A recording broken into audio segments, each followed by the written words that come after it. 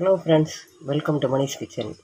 மணிஷ் கிச்சனில் தள்ளுவண்டி சாம்பார் பருப்பையில் இன்ஸ்டண்ட்டாக 10 நிமிஷத்தில் ரெடிமேட் சாம்பார் எப்படி செய்யணும். 5 மீடியம் சைஸ் தக்காளி கட் பண்ணி வச்சுருக்கேன், 5 பச்சை மிளகா, ஒரு கைப்பிடி அளவு சின்ன வெங்காயம், 4-5 பல் பூண்டு, ஜீரகம், கொஞ்சமாக மஞ்சத்தூள், கடுகு, உளுந்தம்பருப்பு, பொட்டுக்கடலை, சாம்பாருக்கு தேவையான அளவு உப்பு, தனி மிளகாய்த்தூள். ஒரு மிக்ஸி ஜார் எடுத்து தக்காளி,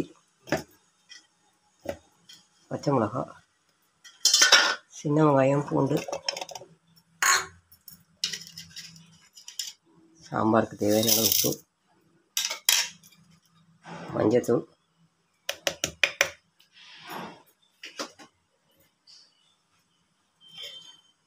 தனி மிளகாய்த்தூள்,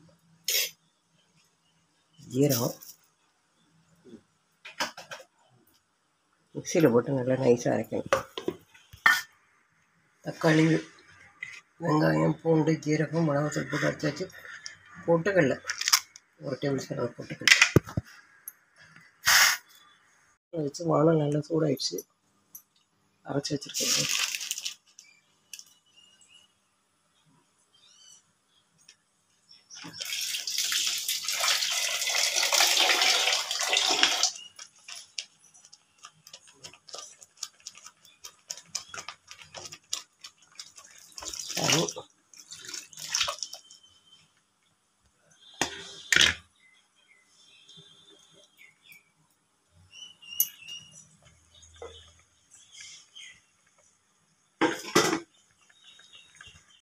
சாம்பார் நல்லா ஒரு 10 நிமிஷம் நல்லா கொதிச்சிச்சு.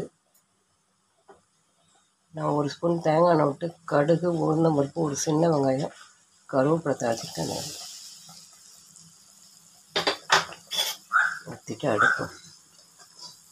நல்லா தள்ளுவண்டி கடை டிஃபன் சாம்பார், பருப்பு இல்லாத தக்காளி சாம்பார் ரெடி ஆகிடுச்சு. நல்லா சூடான இட்லியோட.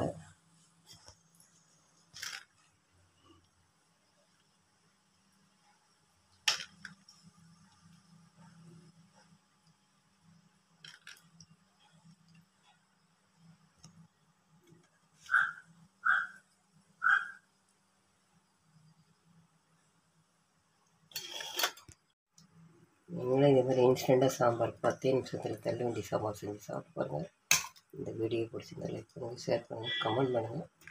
மணிஷ் கிச்சனை சப்ஸ்கிரைப் பண்ணுங்கள். உங்கள் ஃப்ரெண்ட்ஸ் அண்ட் ரிலேஷன்ஸ் ஷேர் பண்ணுங்கள். தேங்க்ஸ் ஃபார் வாட்சிங்.